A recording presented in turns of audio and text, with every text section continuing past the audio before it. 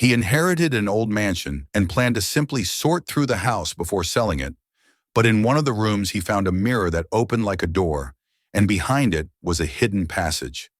What he discovered next completely changed his plans. Watch till the end, subscribe, and comment where you're watching from. The letter arrived on an ordinary weekday morning, slipped between advertisements and unpaid bills, its official envelope standing out with quiet insistence. The man noticed it immediately, not because he expected anything important, but because it carried a name he had not seen in years. His uncle's name. For a long moment he simply held the envelope, feeling an odd resistance inside himself, as if opening it would pull him backward into a part of life he had deliberately sealed off. They had not spoken in years, not truly. Occasional formal messages, a birthday card once or twice, nothing more. And yet the sight of that name stirred something unsettled, a dull pressure in the chest that had nothing to do with grief and everything to do with unfinished memory. The letter informed him of his uncle's death in precise, unemotional language. There was no explanation, no cause listed, only the date and the instruction to appear at a notary's office in the city within the week. At the bottom was a brief line stating that he was the sole named heir. He read it twice, then a third time, as if a different meaning might emerge. Sole heir. The words felt disproportionate to the relationship they had maintained as adults, distant and almost ceremonial. He sat down at the kitchen table and let the letter rest in front of him, staring at the grain of the wood while fragments of the past began to surface, uninvited and vivid. When he was a child, his uncle had not been distant at all. There had been a time when his uncle's house was the only reason his family had not fallen apart entirely. That period had been sealed away in his mind under the vague label of hard times, but now the seal cracked. He remembered his father's business collapsing almost overnight, contracts canceled, debts accumulating faster than explanations. He remembered his mother growing pale and exhausted, the quiet conversations behind closed doors that ended in silence rather than solutions. He remembered boxes stacked in their old living room, the humiliating finality of selling the house because there was no other choice. And then, without ceremony or pity, his uncle had opened the door of the old mansion and told them they could stay. At the time, the house had seemed enormous, almost unreal. To a child, it felt less like a home and more like a structure borrowed from another era, tall and heavy, with corridors that swallowed sound and rooms that remained permanently closed. But it had been shelter, and that alone had been enough. They stayed far longer than anyone had expected. What was meant to be temporary stretched into years. He grew from a boy into an adolescent within those walls, learning to live quietly, to follow rules that were never fully explained. His uncle had been strict but never cruel, reserved but dependable.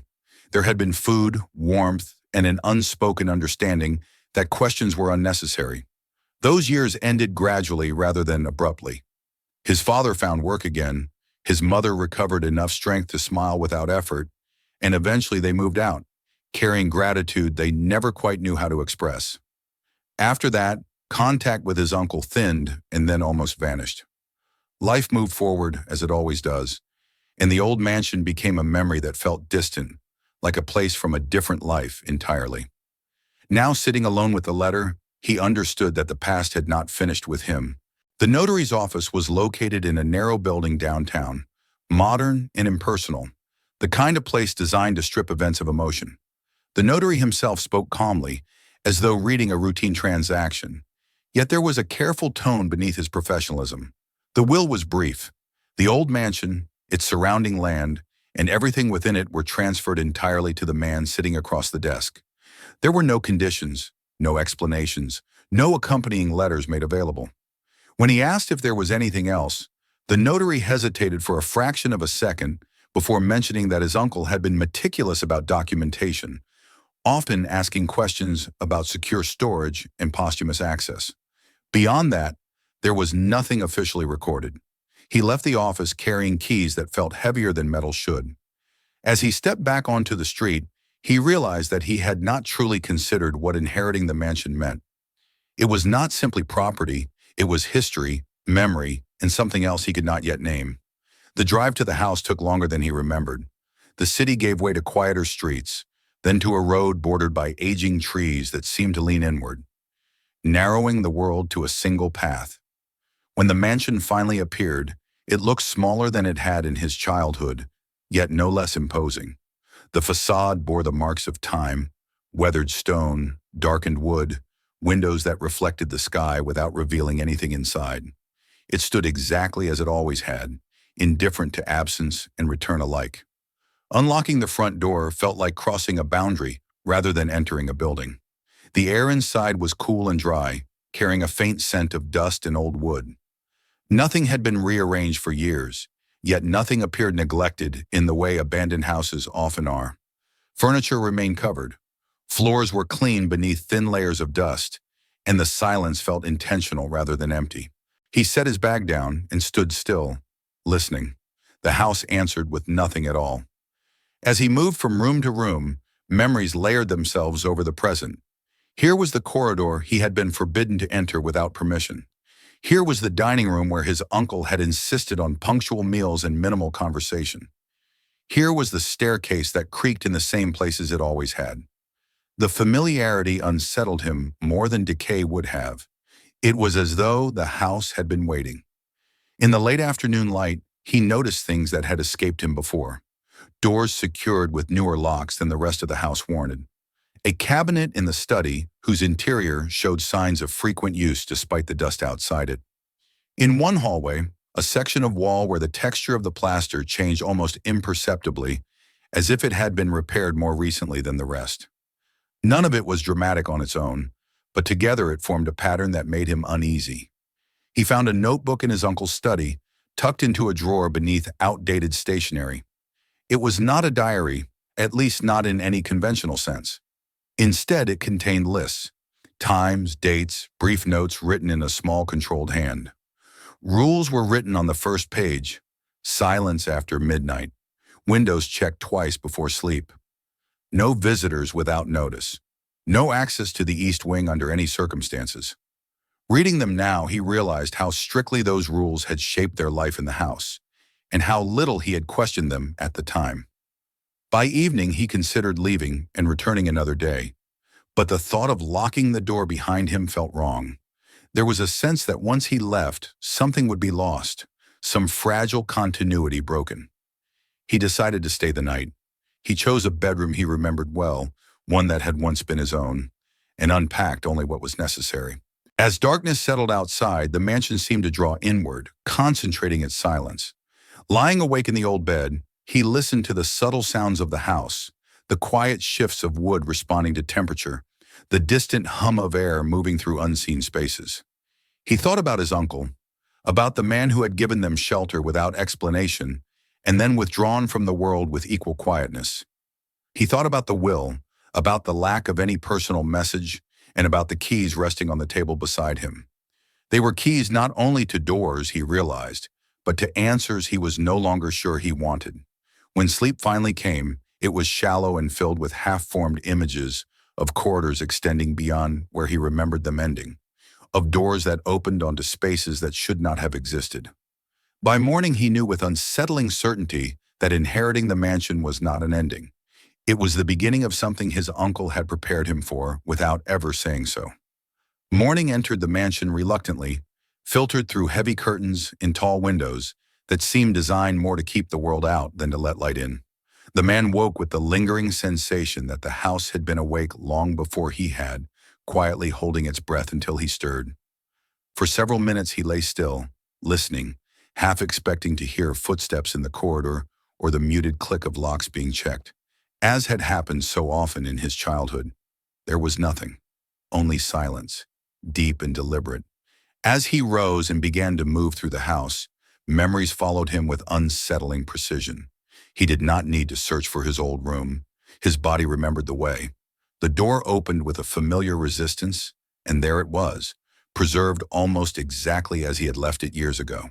The furniture had not been replaced, only covered and then uncovered again, as if his uncle had never quite decided whether this space belonged to the past or the present.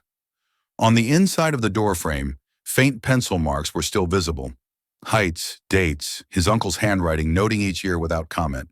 He ran his fingers over them, struck by the quiet persistence of those small records. Someone had been paying attention when he thought no one was. He sat on the edge of the bed and let the weight of the place settle over him. During those years, he had thought of the mansion as temporary, a shelter borrowed until life returned to normal. Now he understood that it had shaped him far more deeply than he had allowed himself to admit. The rules that had governed their time here had seemed arbitrary then, but in the calm light of morning, they began to take on a different meaning. Silence had not been about discipline, it had been about caution. The closed rooms had not been about privacy, they had been about protection. Leaving his old room, he walked deeper into the house, deliberately choosing corridors he had once been forbidden to enter. The air changed subtly in those areas, cooler and heavier, carrying a scent of stone and something faintly metallic. Dust lay undisturbed on the floors, yet here and there he noticed footprints, partial and careful, as if someone had moved through these spaces without wanting to leave evidence behind. It was impossible to tell how recent they were, but their presence unsettled him. His uncle had not abandoned these corridors, even toward the end. One room contained shelves covered in cloth. When he pulled one aside, he found binders arranged with meticulous order, each labeled with dates rather than titles. He did not open them yet, sensing that whatever they contained belonged to a larger context he had not reached. Another room held nothing but an empty desk and a single chair positioned to face a blank wall. The simplicity of it felt intentional, as though the room itself had been designed for focus and restraint rather than comfort. As he moved from space to space, fragments of his childhood replayed themselves in new ways. He remembered waking at night to the sound of his uncle moving through the house, always at the same hour, always methodical. He remembered the way his uncle would pause before opening certain doors, listening, checking, then proceeding only when satisfied. At the time, he had assumed it was the habit of a cautious man living alone in an old building. Now it felt like the behavior of someone expecting intrusion. The house revealed other inconsistencies. In the hallway near the east wing, the walls were noticeably thicker than in the rest of the mansion. When he knocked on them, the sound was dull, as if there were empty space beyond. The architectural plans framed in the study did not account for this difference. He compared them carefully, tracing the layout with his finger, confirming what instinct had already told him. The structure did not match the design. Something had been added or concealed deliberately. By midday, he decided to step outside, partly for air and partly to see the house from a distance. The grounds were overgrown but not wild, as though someone had tended them irregularly rather than neglecting them entirely. From the road, the mansion appeared unremarkable, even dull, its age making it easy to overlook. A car passed slowly, the driver glancing at the house with a flicker of recognition that vanished as quickly as it appeared. The man watched until the car disappeared around the bend, an inexplicable tension settling in his shoulders. Later, in the small town nearby, he went to a local store he remembered from childhood. The owner was not the same, but the reaction to his uncle's name was. Conversation faltered, eyes shifted away, and replies became cautious and brief.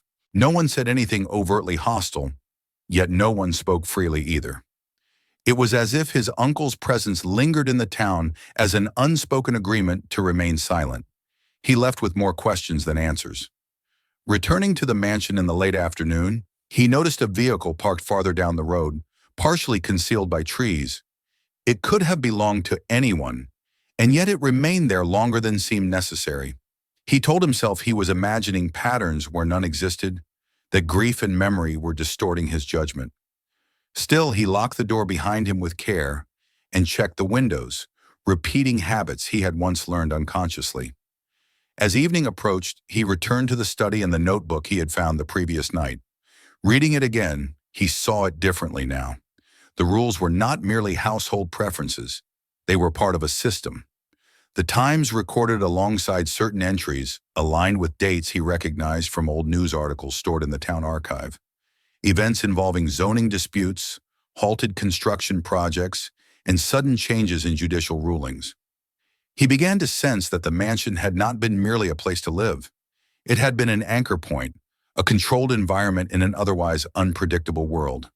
The sense of being observed returned as night fell. The same car appeared again, idling briefly before driving away. No one approached the house, no one knocked, but the message felt clear enough. The past was not dormant. Whatever his uncle had been involved in had not ended with his death. Standing alone in the central hall, surrounded by the weight of memory and stone, he understood that selling the house quickly, as he had initially intended, would mean abandoning something unresolved. He could not leave without understanding why this place had been constructed, maintained, and guarded with such care. The mansion was not simply an inheritance. It was a repository of choices, compromises, and secrets that now belonged to him. That night, sleep came even more reluctantly than before. He lay awake, listening to the house settle around him, aware that each sound connected the present to a past he had never fully known. Somewhere within these walls, answers waited, not hidden by accident, but placed deliberately, with the expectation that one day someone would look closely enough to find them. The decision to investigate the closed rooms no longer felt optional by the time morning arrived. The sense of being watched had not faded with daylight. If anything, it had sharpened, transforming from vague unease into a quiet certainty that time mattered. The man moved through the house with deliberate purpose, guided now less by memory than by intuition, shaped by everything he had observed since his return. There was one door in particular that drew him forward, not because it was obvious, but because it was not.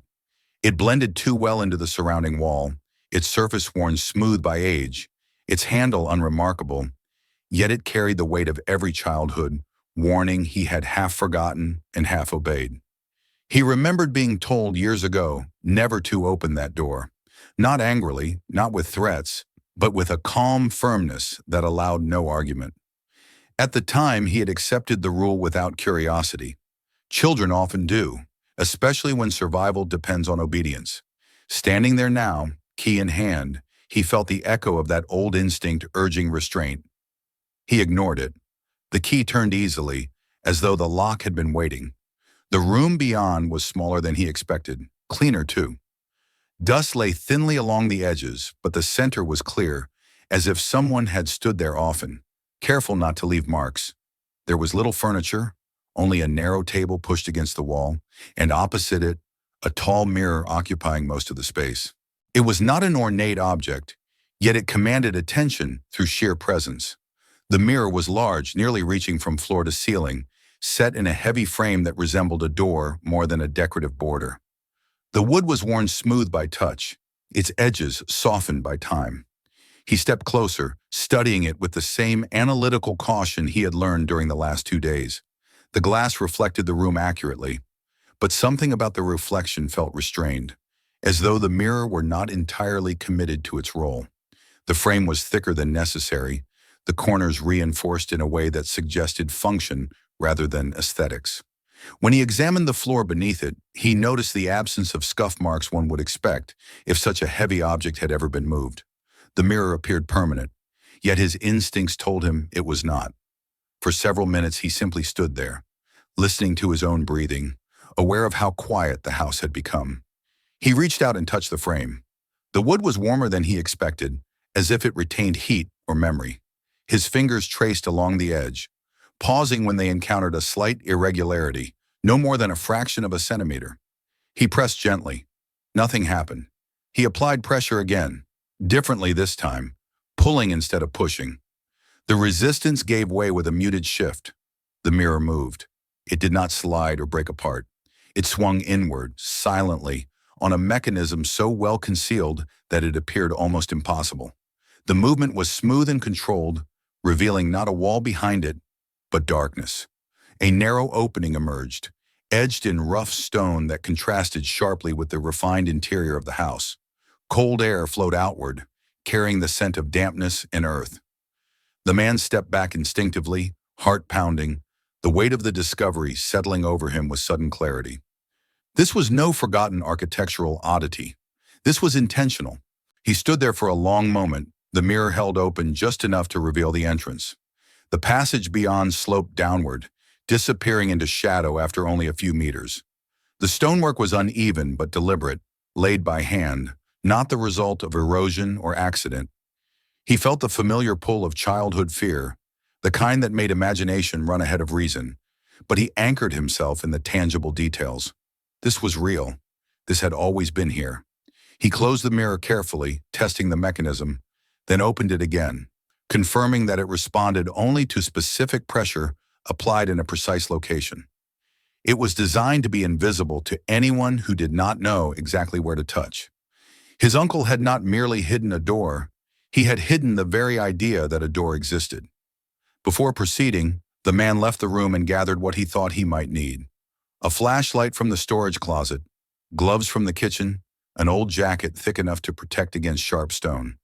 He returned to the mirror with a sense of measured resolve, acutely aware that once he stepped into the passage, there would be no pretending ignorance again. He fixed the mirror in a partially open position, using a wedge he found beneath the table, ensuring it would not close behind him. The first steps into the passage were cautious. The ceiling was low enough that he had to bend slightly, the walls close enough to brush his shoulders. The stone was cold under his gloves, rough and unforgiving. Each footstep echoed softly, absorbed quickly by the earth. He advanced slowly, counting his steps without realizing it, grounding himself in routine. As he moved deeper, he noticed details that confirmed his growing suspicions. The passage was not ancient. The stonework showed signs of maintenance, occasional replacements where cracks had formed, subtle differences in mortar that indicated work done at different times. This tunnel had been used, not abandoned. His uncle had not sealed it away as a relic. He had relied on it. The air grew cooler as the passage descended, carrying a faint mechanical hum he could not immediately identify. Ventilation, perhaps. He paused, shining the flashlight ahead, revealing the end of the corridor opening into a small chamber. The space was contained, no larger than a modest storage room, its walls lined with shelves and metal cabinets. The floor was level and dry, covered with a durable material that bore no resemblance to the rest of the house. He stepped inside, scanning the room with his light. Everything was arranged with precision. Boxes were labeled in a tight, consistent handwriting. Cabinets were locked, their keys absent. On one wall, hooks held tools he did not yet recognize, arranged by size and purpose. There was no clutter, no randomness. This was not a hiding place built in haste. It was an operational space. For a moment, he simply stood there, absorbing the reality of what he had found. The mansion above him felt distant now, like a facade constructed to protect this hidden core. His uncle's behavior, the rules, the silence, the vigilance, all of it began to align into something coherent. The house had been more than a refuge. It had been a shield. A sound from above interrupted his thoughts. It was faint, almost imperceptible, but distinct enough to freeze him in place. A vibration traveled through the stone, the echo of movement on the floor above. He extinguished the flashlight and waited, breath held, listening as his heart hammered against his ribs. The sound passed unresolved, leaving behind a sharper awareness of risk. When he turned the light back on, his resolve hardened. Whatever his uncle had hidden here was not meant to be discovered casually. It had been concealed with the expectation of danger, with contingency plans layered into its design. The mirror was not simply an entrance. It was a test, one his uncle must have known only someone deeply connected to the house would ever attempt to pass. He began to examine the room more closely, careful not to disturb the order. Each object suggested purpose, foresight, and patience. This place was the culmination of something long in the making, something that had required years of careful attention. And now, standing alone beneath the mansion, the man understood that he was no longer merely an heir. He was the next custodian of a secret that had shaped his uncle's life, and unknowingly, his own. As he prepared to leave the chamber and return to the house above, he paused, looking back one last time at the hidden room. The mirror would close again, sealing the passage as effectively as it always had. But for him, the division between the visible and the concealed was gone. The house had revealed its first truth, and there was no doubt that it would demand more in return. Returning to the hidden chamber felt different the second time. The initial shock had faded, replaced by a heavy, methodical focus that settled over him as he closed the mirror behind him and descended once more into the stone passage. He moved more confidently now, his steps measured, his flashlight steady. The corridor no longer felt like an intrusion into the unknown, but like an extension of the house itself, a lower layer that had always existed beneath the visible one. Still, the awareness of risk had sharpened. He knew now that this place was not merely hidden from the casual eye. It had been concealed from necessity. The chamber revealed itself again, unchanged, silent, waiting. The air was dry and carefully regulated, cooler than the house above but free of the damp rot typical of underground spaces. That alone told him something important. Someone had invested time and effort into making this room functional over the long term. The floor covering was industrial, resilient, designed to protect against moisture and wear. Along the walls, shelves held identical boxes arranged with near-obsessive precision. Each box was labeled in his uncle's handwriting, using dates, initials, and short numerical codes that meant nothing to him yet, but clearly formed part of a larger system. He resisted the impulse to open everything at once. Disorder here would not just be careless, it would be disrespectful to the structure his uncle had built. Instead, he began slowly, choosing one shelf and one box, carefully lifting the lid and setting it aside. Inside were documents, stacked neatly, separated by thin sheets of protective paper. Contracts, permits, internal memos, bank statements. At first glance, they appeared ordinary, the kind of paperwork that accumulates in any large-scale business operation. But as he read more closely, patterns emerged. Names repeated themselves across unrelated projects. Addresses differed only slightly. Amounts transferred matched figures that appeared elsewhere under different headings. He moved to the next box, then another, gradually widening the picture. What he saw was not chaos, but an architecture of information. Each document reinforced the others, forming chains of evidence that connected developers to shell companies to legal representatives, and those representatives to judicial decisions that should have been impartial, but were anything but. His uncle had not simply collected incriminating material, he had curated it, arranged it so that each piece supported the next. Against one wall stood a row of metal cabinets. They were locked, their surfaces scratched in places from repeated handling.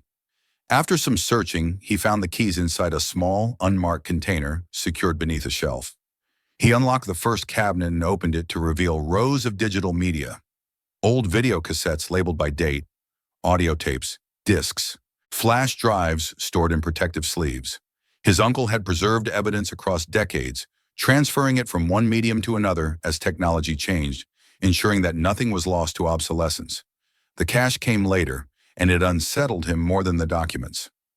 It was stored carefully, wrapped in plain paper bands, stacked in uniform bundles. There was no extravagance to it, no sense of indulgence.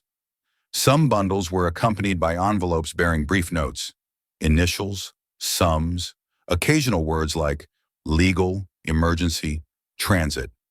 It was not money meant to be spent freely. It was money with a function, reserved for moments when normal systems could not be trusted.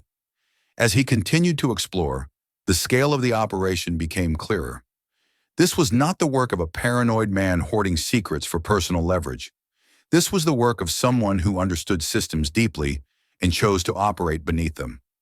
His uncle had anticipated scrutiny, failure, even his own death. The organization of the cash suggested long-term planning rather than desperation. He had prepared for the possibility that he would not be the one to act. The realization tightened something in the man's chest. He had inherited not just a house, but a responsibility that had been deliberately passed to him, whether he had agreed to it or not. He found a small table at the center of the room and sat down, spreading out several documents to compare them side by side. As he did, names he recognized from the town surfaced again. A judge whose rulings had always favored certain developers. A police official who had quietly closed investigations that should have continued. A zoning authority that had approved projects despite glaring violations. The connections were undeniable. His uncle had been mapping a network patiently, piece by piece. Time passed unnoticed until a sound above broke his concentration. It was faint but unmistakable. Footsteps, slow and deliberate, crossing one of the rooms directly above the hidden chamber. His body reacted before his mind did. He gathered the documents quickly, returning them to their box with care, extinguished the flashlight, and stood motionless in the darkness. The footsteps paused. For several long seconds, nothing happened. Then he heard the subtle creak of a floorboard, followed by the sound of a door opening and closing somewhere in the house. He remained still, counting his breaths, listening for confirmation that the presence would leave. Eventually, the house settled again into silence. When he turned the flashlight back on, his hands were steady, but his thoughts were not. The implication was clear. Someone might be aware of the house, of him, or at least of the possibility that the mansion no longer stood empty. Whether this was coincidence or confirmation, he could not be sure. But the timing felt too precise to ignore. He resumed his work with renewed urgency, focusing now on understanding rather than discovery. In one of the boxes, he found a set of files separated from the rest. These were more personal in nature. Notes written in full sentences. Observations rather than records. His uncle had documented his own thoughts here, cautiously, without emotion, but with unmistakable intent. He wrote of noticing discrepancies in financial reports early in his career, of raising questions and being advised, quietly but firmly, to stop. He wrote of a colleague who had pushed harder and paid the price, his career destroyed, his reputation quietly erased. The tone of the notes shifted over time. Early entries were cautious, analytical. Later ones carried a sharper edge, a recognition that what he was dealing with was not isolated corruption, but a self-sustaining system. His uncle had realized that exposing one participant would achieve nothing if the structure itself remained intact. The cash was not meant to destroy individuals. It was meant to reveal a mechanism. As the man read, a deeper understanding took hold. The mansion had been chosen deliberately. It was old, legally unremarkable, its ownership history clean and uninteresting. No one would search it without cause. The hidden chamber had been built not as a last resort, but as a foundation. The house above was camouflage, normalcy layered over preparation. Eventually, he closed the last file and sat back, the weight of the truth pressing down on him. The cache was complete enough to be dangerous, but not yet activated. It was potential energy, waiting for a trigger. His uncle had not lived to pull it. Whether by choice or by circumstance, the task had been left unfinished. He gathered his things and prepared to leave the chamber, closing cabinets and boxes exactly as he had found them. Before ascending the passage, he paused and looked back once more. The room was unchanged, silent, disciplined. It did not demand action, it waited. As he climbed back into the house and sealed the mirror behind him, the mansion no longer felt merely familiar or ominous. It felt complicit. The walls, the corridors, the closed doors were all part of a design that had functioned flawlessly for years.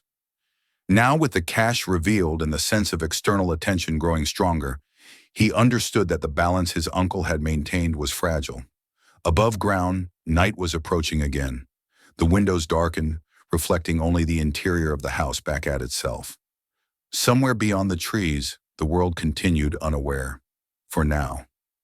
The night that followed his discovery of the cache was restless, heavy with thought rather than fear.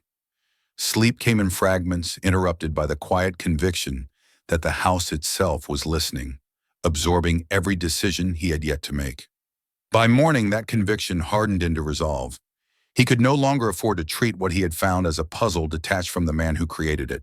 To understand the cache, he needed to understand his uncle. He returned to the hidden chamber shortly after sunrise, carrying only a notebook and the quiet determination to read everything, not as isolated evidence, but as a life's work. This time he focused on the personal files, the ones his uncle had separated from contracts and records. They were fewer in number, but heavier in consequence. These documents were not meant for courts or journalists. They were meant to preserve reasoning, to leave behind a trail of thought for someone who might one day stand where he now stood. The earliest entries were almost mundane. His uncle described his work in careful, restrained language, noting his role as a financial assistant and later a senior accountant for firms involved in large municipal projects. Roads, residential complexes, commercial developments. At first, everything appeared ordinary. Budgets were large but plausible, delays explained by bureaucracy, discrepancies dismissed as clerical errors. But over time, the notes changed. His uncle began recording inconsistencies he could not reconcile. Funds allocated twice for the same purpose. Subcontractors paid for work that had never been completed. legal approvals granted before inspections took place. At first, his uncle had done what any reasonable person would do. He had asked questions.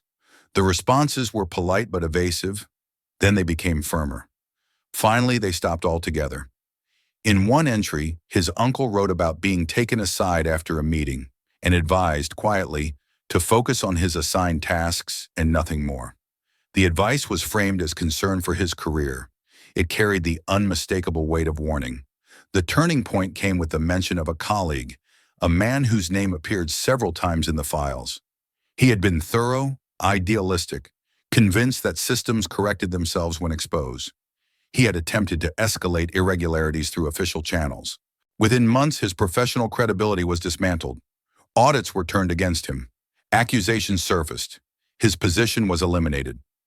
Not long after, he died in what the records called an accident. His uncle never wrote the word murder, but the absence of it spoke louder than any accusation. From that point on, the tone of the entries hardened. His uncle stopped asking questions publicly and began documenting privately. He copied files, recorded meetings, preserved drafts that were meant to be destroyed. He learned to recognize patterns of behavior, to anticipate which documents would disappear and which would be altered. He began to understand that the corruption he had glimpsed was not a flaw in the system, but a function of it. Judges, developers, police officials, zoning authorities. Each played a role, each protected the others. Removing one would accomplish nothing. The structure would remain. The decision to gather evidence was not sudden. It was gradual, almost reluctant. His uncle wrote about fear, though he never described it directly. Instead, he noted changes in routine, increased vigilance, the necessity of contingency plans. He wrote about the mansion as a solution rather than a hiding place. Its age and obscurity made it invisible. Its legal status made it uninteresting. No one expected a man like him to be dangerous, and that assumption was his greatest protection. As the man read, he began to understand why his uncle had taken his family in during their crisis. It had not been charity alone, though compassion had clearly played a role. His uncle needed normalcy. He needed the appearance of an ordinary household, a reason for neighbors and officials to see the mansion as nothing more than a place where a family lived quietly. At the same time, he needed people he trusted implicitly under the same roof, people who would not question his rules or habits because they depended on him. His family had been both refugee and camouflage. The rules that had governed their lives there made sense now. Silence reduced risk. Limited access reduced exposure. Routine created predictability. His uncle had not been controlling out of cruelty. He had been managing variables in an environment where unpredictability could be fatal. Among the later documents, the man found references to pressure that had intensified over the years. Subtle at first, then unmistakable. Unexplained audits, anonymous complaints, vehicles parked near the house for too long, conversations that ended abruptly when he entered a room. His uncle documented these occurrences with the same restraint he applied to financial records. But the accumulation was damning. He had known he was being watched, tested, evaluated. The money and the cash took on new meaning as he read. It was not profit, it was insurance. Funds reserved for legal defense, for relocation, for paying intermediaries who could move information when direct action was impossible. His uncle had prepared for the moment when silence would no longer be sustainable, when the cash would have to be released into the world. That moment had never come for him. One file, thinner than the rest, held the closest thing to a personal confession. His uncle wrote about the toll the work had taken, about isolation, about the difficulty of maintaining relationships when trust itself had become a liability. He wrote about regret, but not for the path he had chosen, only for the people he had kept at a distance to protect them. The man recognized his own experience in those words, the gradual cooling of contact, the silence that had replaced conversation. Toward the end of the file, the writing grew more deliberate, as if every sentence had been weighed carefully. His uncle acknowledged the possibility of failure. He wrote that evidence alone was meaningless without timing and courage. He admitted that he might never be the one to act, that the system was designed to outlast individuals, but he expressed certainty that someone else would eventually find what he had built.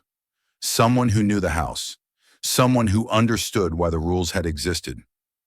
The implications settled over the man with quiet force. This was not an accident of inheritance.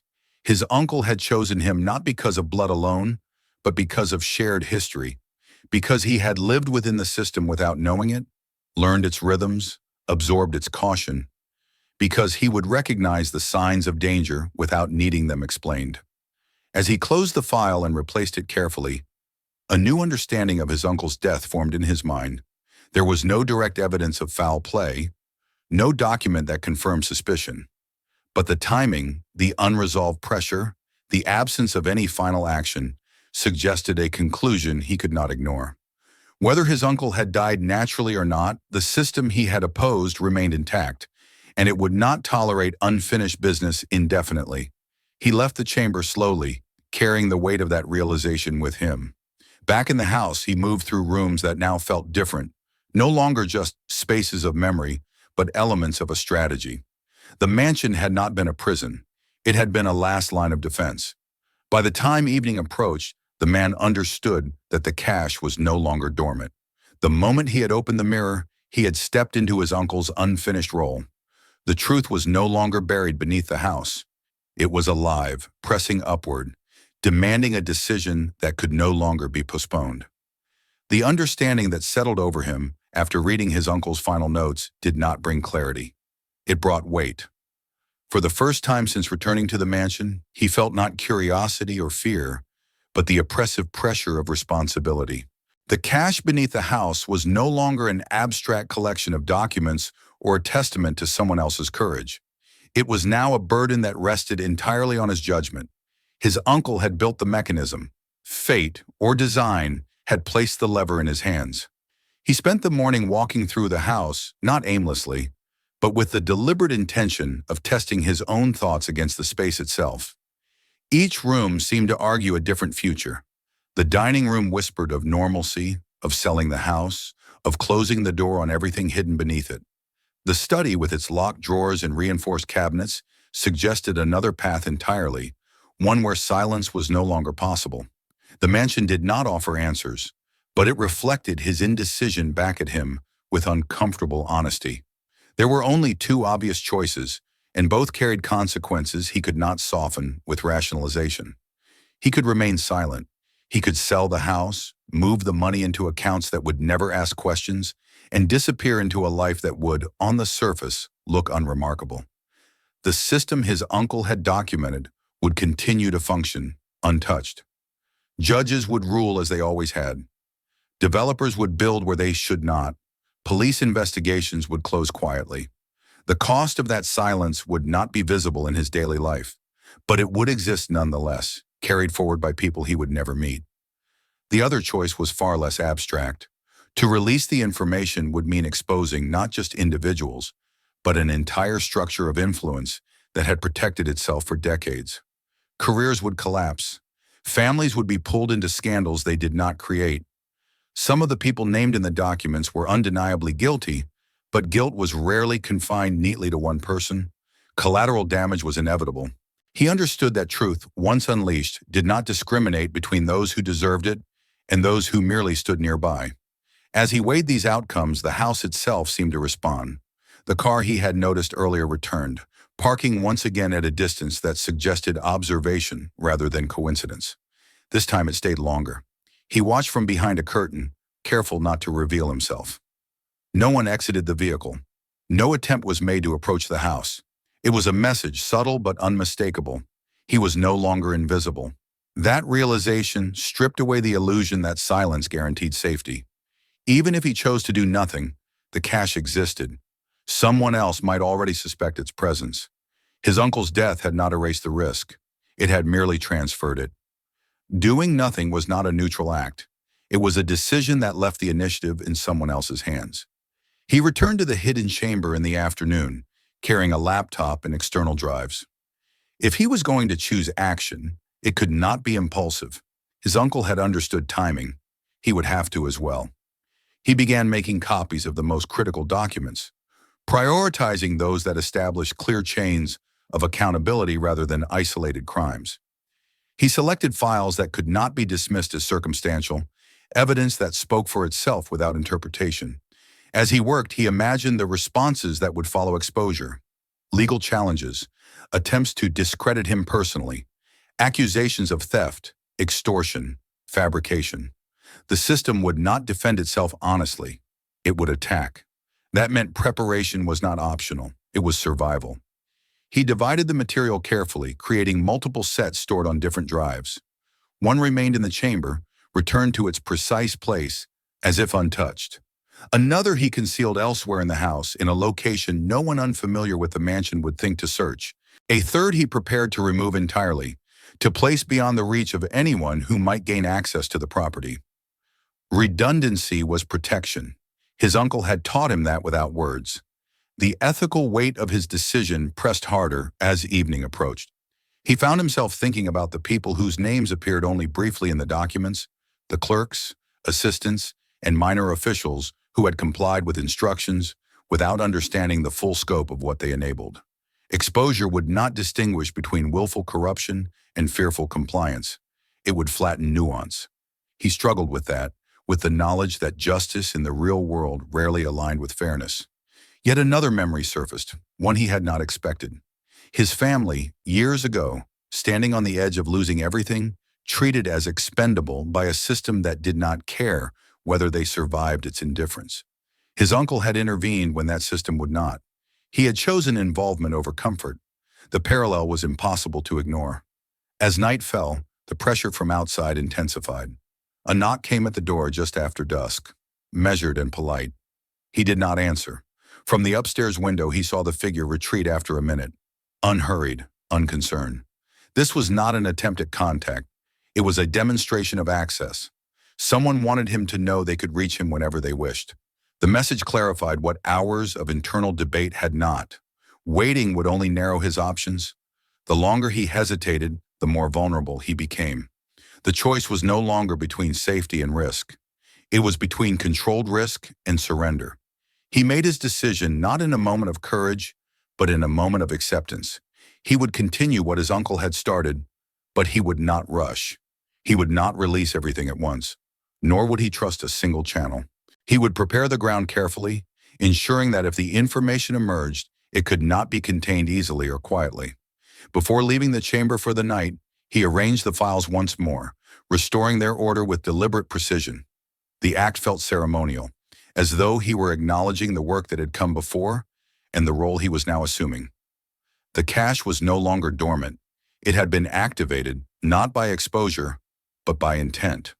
When he sealed the mirror behind him and returned to the upper floors, the mansion felt altered, as if it had shifted subtly to accommodate his decision. The silence no longer pressed down on him. It followed him instead, patient and watchful. He knew that from this point forward, there would be no clean exit. Whatever happened next would define not just the fate of the documents, but the shape of his own life.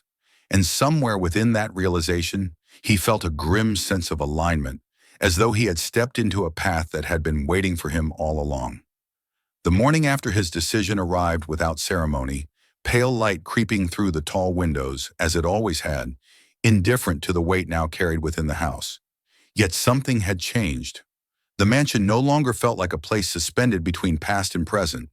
It felt active, as though the long years of waiting had ended, and every corridor now led forward rather than inward. The man moved through the rooms with calm precision, no longer searching for meaning, but executing intent. What remained was not discovery, but consequence. He began by assembling the final structure of what his uncle had prepared. In the study, he organized the key materials into a coherent narrative, selecting documents that established undeniable patterns rather than isolated incidents. He paired financial records with judicial decisions, zoning approvals with police reports, each connection reinforcing the next. This was not about overwhelming the world with volume, it was about clarity. His uncle had understood that truth required structure to survive contact with power, and the man honored that principle now with deliberate care. Once the core set was complete, he prepared the means of release. He did not rely on a single recipient or institution. That would have been naive. Instead, he divided the material into several packages, each sufficient to cause disruption on its own, each overlapping enough with the others to prevent quiet containment. Some were prepared for investigative journalists known for resisting pressure. Others were encrypted and scheduled for automatic release should certain conditions not be met. A final set was placed beyond his immediate reach, entrusted to mechanisms that did not depend on his continued presence or cooperation. As he worked, the first response arrived, faster than he had anticipated. Phone calls from unknown numbers, polite at first, then increasingly direct. Messages offering conversation, assistance, even protection. None acknowledged the existence of the cache explicitly, but none needed to. The tone alone revealed awareness. He ignored them all, understanding that engagement would shift the balance away from him. Silence in this case was not compliance. It was leverage. By midday, pressure escalated. A legal notice appeared electronically, questioning the legitimacy of his uncle's will, citing procedural irregularities that had not existed days before. The attempt was transparent, almost clumsy, but it served its purpose. The system was moving. He had forced it to react, and in doing so, had confirmed everything his uncle had documented.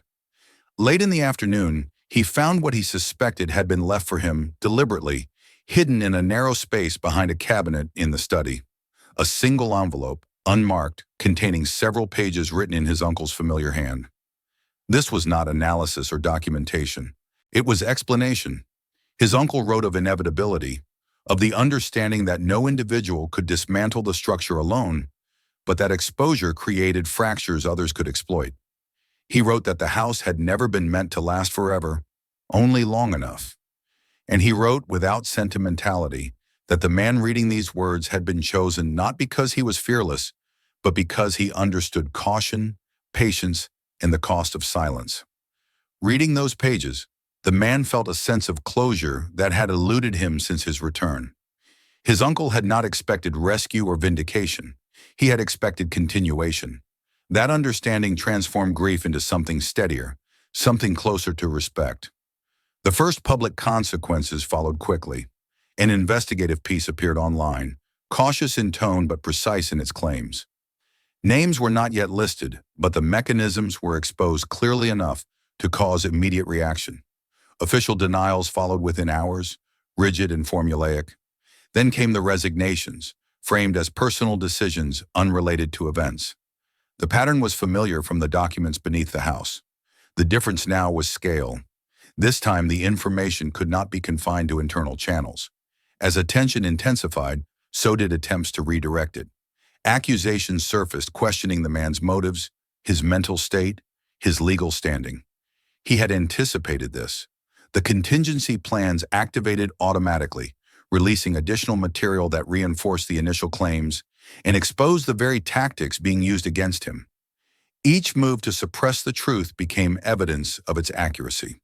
Through it all, the house remained still. The car that had once lingered near the property no longer appeared. The watchers had retreated, replaced by something less predictable and more dangerous: public scrutiny. The system, built to operate quietly, struggled in the light. In the days that followed, the man made a final decision regarding the mansion itself.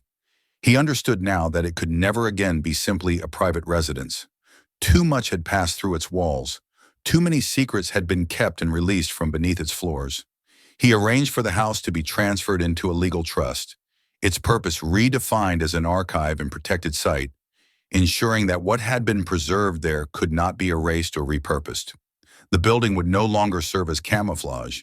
It would stand as record. Standing in the central hall one last time before leaving, he looked around with a sense of measured finality.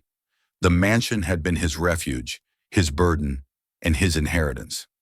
It had sheltered a man who chose truth over comfort and had shaped a child who would one day understand that choice. Its role was complete. The consequences of his actions continued to unfold beyond his direct control. Investigations expanded, alliances fractured. Some of those implicated faced justice. Others escaped it, as they always had.